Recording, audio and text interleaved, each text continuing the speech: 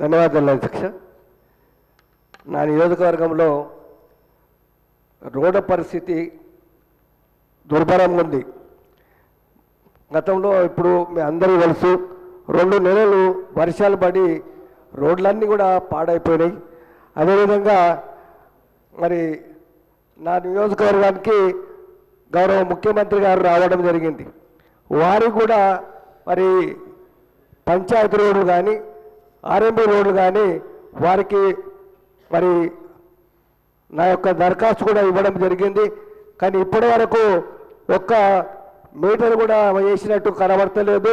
మరి ఏంటంటే ప్రజలు రోడ్ల మీద పోతుంటే మోటార్ సైకిల్ మీద పోని కార్ల మీద పోని మరి పడితే గుంతలలో పడి కాళ్ళలో కొట్టుకుంటున్నారు. కాబట్టి ప్రభుత్వం దీన్ని ఆలోచించి మరి ఈ యొక్క రోడ్ల విషయం కూడా ఆలోచించాలని మీ ద్వారా ప్రభుత్వాన్ని కోరుతున్నాం.